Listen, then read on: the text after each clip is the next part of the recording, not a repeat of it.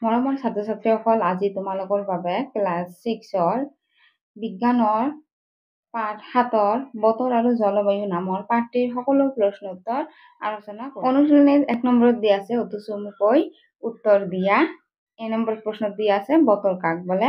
ইয়াৰ উত্তৰত লিখিবা বায়ুমণ্ডলৰ উষ্ণতা, আৰ্দ্ৰতা, বৰষুণৰ পৰিমাণ, বতাহৰ গতি আদিয়ে কোনো এখন ঠাইৰ বায়ুমণ্ডলত দৈনন্দিন যি অৱস্থাৰ সৃষ্টি কৰে তাকে বতৰ বুলি কোৱা হয়। বি নম্বৰত দিয়া আছে জলবায়ু কাক বোলে। ইয়াৰ উত্তৰত হ'ব কোনো এখন ঠাইৰ বতৰৰ দীৰ্ঘস্থায়ী পৰিৱেশকে ঠাইখনৰ জলবায়ু বোলা হয়। চিত দিয়া আছে বতৰৰ 3টা কাৰকৰ নাম লিখা। ইয়াৰ উত্তৰত হ'ব বতৰৰ 3টা কাৰকৰ নাম হ'ল বায়ুমণ্ডলৰ উষ্ণতা, আৰ্দ্ৰতা আৰু বতাহৰ গতি। ডি দিয়া আছে জলবায়ুৰ ভিত্তিত অসমত বছৰটোক কেইটা ঋতুত ভাগ কৰিব পাৰি আৰু সেইকেইটা কি কি? ইয়াৰ উত্তৰত হ'ব জলবায়ুৰ ভিত্তিত অসমত বছৰটোক 4টা ঋতুত ভাগ কৰিব পাৰি আৰু সেইকেইটা হ'ল গ্ৰীষ্ম, শৰৎ, শীত আৰু বসন্ত। 2 নম্বৰত দিয়া আছে বতৰ আৰু জলবায়ুৰ পাৰ্থক্য লিখা। ইয়াৰ উত্তৰত হ'ব বতৰ আৰু জলবায়ুৰ মাজত পাৰ্থক্য হৈছে, পাৰ্থক্যবিলাক তলত দি আছো, এইটো বতৰ আৰু এইটো জলবায়ু।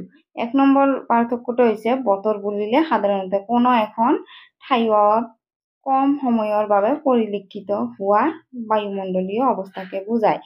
আনহাতে জলবায়ু বুলিলে কোনো এখন ঠাইত দীৰ্ঘ সময় ধৰি বিৰাজ কৰা বায়ুমণ্ডলৰ গড় অৱস্থাক বুজা যায়। বতৰ বুলিলে কোনো এখন সৰু ঠাই বা কোনো সীমিত স্থানৰ বায়ুমণ্ডলৰ অৱস্থাক বুজা যায়। 3 নম্বৰত দিয়া আছে শুদ্ধ উত্তৰৰ গড়টো সম্পূৰ্ণকৈ পূৰণ কৰা। ইয়াত 1 নম্বৰত দিয়া আছে পৃথিৱীৰ নাতিশীতোষ্ণ অঞ্চল ক'ত অৱস্থিত। ইয়াত এত দিয়া আছে উত্তৰ মেৰু, বিত দিয়া আছে দক্ষিণ মেৰু, চিত দিয়া আছে বিষুৱীয় আৰু ডিত দিয়া আছে বিষুৱীয় অঞ্চলৰ ক্ৰমে উত্তৰ আৰু দক্ষিণ। ইয়াৰ শুদ্ধ উত্তৰটো হৈছে ডি, বিষুৱীয় অঞ্চলৰ ক্ৰমে উত্তৰ আৰু দক্ষিণ। ইয়াত ডি গড়টো এনেকৈ পূৰ কৰি দিব।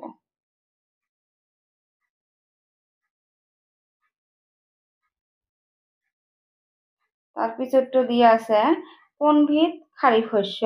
ইয়াত এত দিয়া আছে ধান, বি সৰিয়হ, চি আলু, ডি ঘেঁহু। ইয়াৰ শুদ্ধ উত্তৰটো হৈছে ধান। ইয়াত এই গড়টো পূৰ কৰি দিব।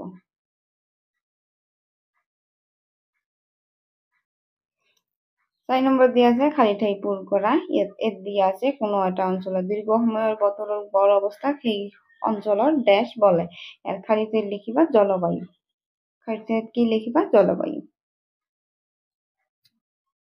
বিত দিয়া আছে ডেশ মৌচুমী বতাহৰ বাবে বৰ্ষাকালত অসমত প্ৰচুৰ পৰিমাণে বৰষুণ হয়।